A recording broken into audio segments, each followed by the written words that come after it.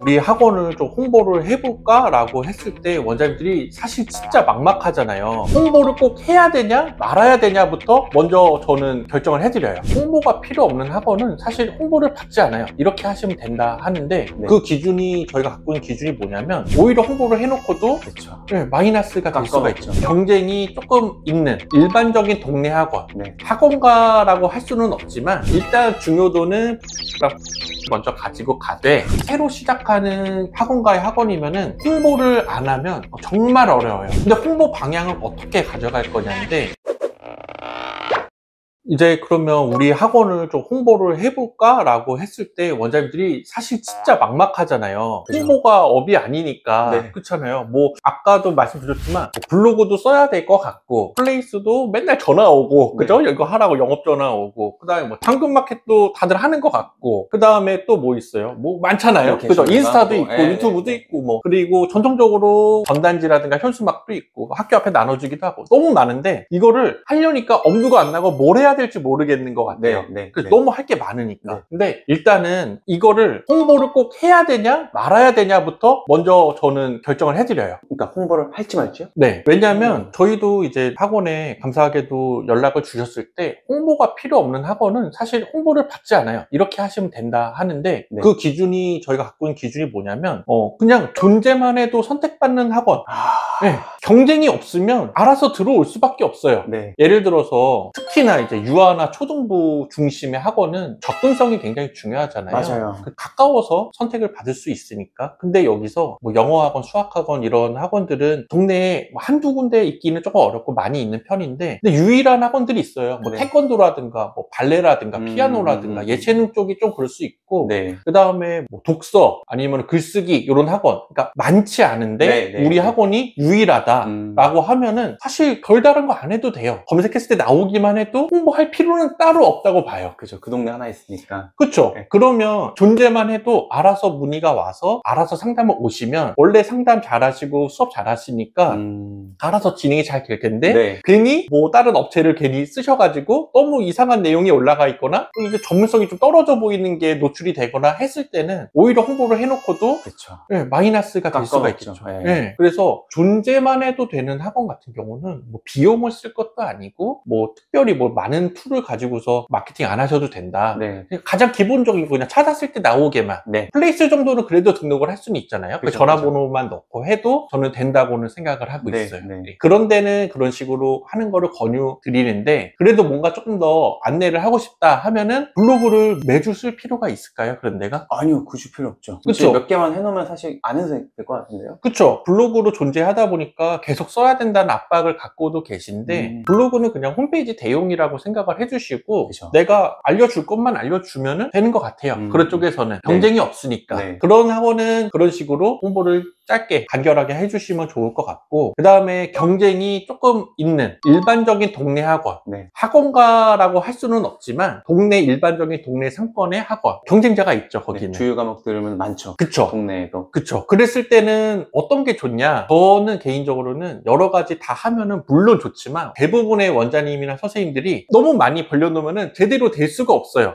그래서 일단 중요도는 블로그랑 플레이스를 먼저 가지고 가되 근데 블로그를 남한테 맡기는 거 그렇게 좋은 선택은 아니에요. 저도요. 경험해보니까. 블로그를 그럼 내가 글 써본 적이 없고 글재주가 없다라고 하더라도 너무 부담을 갖지 말고 맞춤법 좀 틀려도 되고 뭐 글이 이렇게 너무 세련되거나 멋있지 않아도 돼요. 이제 내 학원에 대해서만 좋은 점을 딱딱딱 나와주면 된다는 거 그런 식으로 하시고 일단 소개는 꼭 들어가시고 그 다음에 이걸 누가 봐야 되잖아요. 내 소개라는 건 원장 강사의 소개. 그렇죠. 우리 수업이 갖고 있는 우리 수업의 특징이라든가 다른 우리 동네 학원 경쟁 학원과 비교했을 때 우리만이 갖고 있는 거 우리만의 이제 좋은 면들을 좀 설명을 해주시고 그 다음에 내가 뭘 또 해야 되나 검색했는데 내 글이 안 나와요 이런 거 걱정 사실 안 하셔도 돼요. 제 생각에 그런 것만 잘 적어두시면 지나가다도 봐요. 지나가다가도 뭐 간판을 보기도 하고 이 동네에 사는 사람들이 오는 곳이기 때문에 동네 학원은 뭐 인근 엄마들한테 소문도 나 있을 수도 있고 굳이 이거를 내가 검색에 노출되거나 꼭 그러려고 노력 안 해도 된다.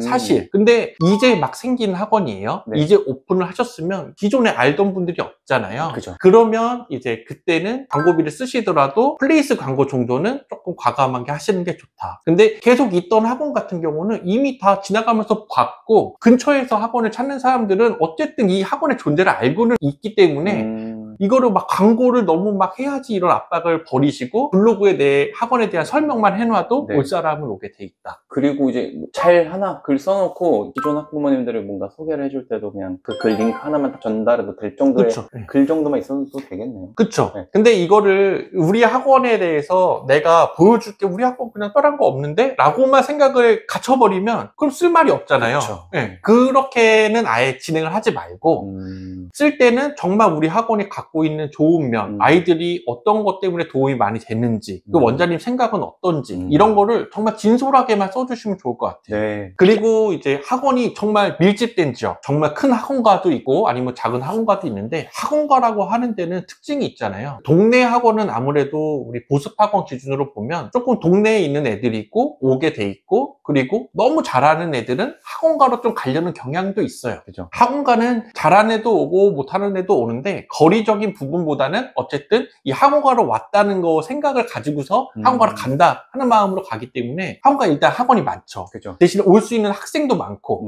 경쟁이 엄청 치열한 건데 여기서는 사실 새로 시작하는 학원가의 학원이면은 홍보를 안 하면 정말 어려워요. 그쵸. 너무 고전하게 되죠. 근데 홍보 방향을 어떻게 가져갈 거냐인데 저는 학원가의 학원은 그래도 어느 정도 준비가 되신 분이라고 생각을 해요. 경쟁력이 있는 분. 네. 이실 거고 그랬을 때 제가 맡고 있는 어떤 대치동의 어떤 학원은 다른 거 안 해요. 거기는 아무런 돈을 쓰지 않아요. 네. 블로그랑 플레이스만 하는데 대신에 이 선생님이 너무 유명해요. 사실 아는 사람들은 알아서 선생님 이름만 검색해서 나오면 돼요. 그러면 거기는 별다른 거 할 게 없어요. 그냥 선생님이 여기 있다 하면 알아서 연락이 와요. 네. 그리고 그 선생님 뭐 한도 끝 없이 받을 수 있는 것도 아니니까 홍보를 막 할 필요도 없어요. 그런 데는 그냥 그거면 끝. 그런 거고. 근데 여기는 뭐 학원 선생님이 유명한 건 아닌 학원들. 그러면은 우리 학원가는 학원이 너무 많아요. 네. 그러면 제가 맡고 있는 또 다른 학원 같은 경우는 옆에 애들 학원 홍보해 놓은 거 보면 뭐 전교 1등, 뭐 1등급 몇 명, 뭐 몇 점 올랐다. 이거는 너무 흔해요. 너무 당연한 거고. 네. 그쵸? 그러려고 더 비싸고 학원가 가서 받는 거잖아요. 그죠. 근데 나도 우리 애들 공부 잘해. 우리 애들 성적 올랐어. 이런 거 올리고 싶어. 올리면 되는데 네. 옆에 학원 더 잘 어울리는 학원 있으면은 그거 내가 지는 거예요, 그냥. 네. 굳이 이게 내가 포인트가 될 필요는 없다. 꼭 학원가라고 해서. 네. 내가 꼭 우리가 무조건 최고 잘해요. 잘하는 애들 다 다녀요. 학원가가 약간 이런 식으로 상위권을 마케팅 하려고 하시는데 상위권에 애들을 또 몰고 오는 게 있으니까. 근데 너무 그거에 집착하면 학원가에서 살아남을 수가 없어요. 그래서 제가 맡은 학원 예를 들면 처음으로 이제 마케팅을 시작하는 건데 고등부는 원장님이 직강을 다 하고 네. 수학학원인데 중등부는 부원장님이 수업을 다 하세요. 네. 근데 부원장님은 뭐 바뀔 수도 있고 뭐 하기 때문에 그 중등부에 대한 내용은 아예 그냥 싹 뺐어요. 고등부는 블로그에서 그냥 내용 빼버리는 그쵸. 네, 그냥 중등부 있다 정도 별로 이제 어필하지 않았고 고등부를 어필을 하자. 근데 왜 그렇게 됐냐면 처음에 원장님이랑 저희랑 소통을 해보니까 원장님이 나이가 좀 있으세요. 네. 50대 후반 정도 되셨는데 원장님이 아이들을 거의 막 끝까지 물고 늘어지는 스타일인 거예요.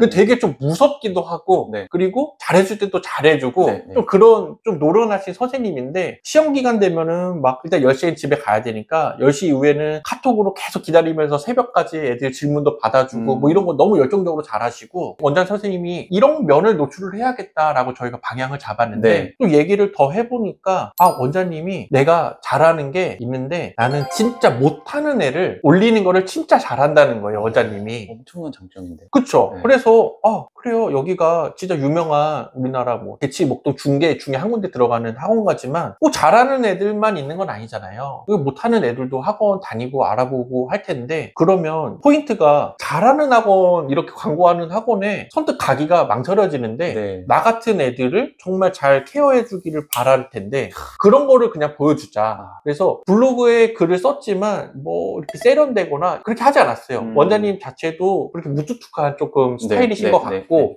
막 아기자기하고 그런 스타일 아니에요. 그래서 원장님의 그런 일기 쓰듯이 저희가 이렇게 진행을 했거든요. 사례 중심으로. 그랬더니 어떤 하나의 사례가 있었는데 이런 아이들을 이렇게 내가 케어를 해줬다. 네. 그리고 어디서 소개를 받아가지고 학생이 들어왔는데 얘가 처음에는 내보내려고 그랬다. 마음에 안 들어가지고 태도가 눈빛이 막 마음에 안 들어가지고 네. 근데 한두 번 찾고 그냥 해보자. 누가 너가 보내준 거니까 해가지고 했더니 상담을 해보니까 변하더라. 이유가 있더라. 그렇게 부정적이었던 이유가 있더라. 지금 열심히 잘해요. 이런 얘기를 하셔갖고 그런 내용 좋네요 하고 올렸더니 그거 보고서 또 막 연락을 주시고.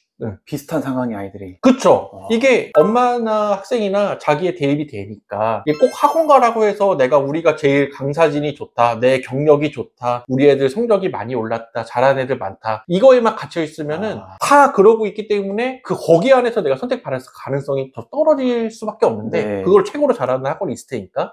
근데 내가 정말 우리 학원이 갖고 있는 장점 중에 뭐가 있는지를 생각을 잘 해봐서 그거를 표현을 해주면 나랑 맞는 아이들이 오게 되고 걔네들은 적응을 잘 할 거고 그래서 학원에 도움이 되겠죠.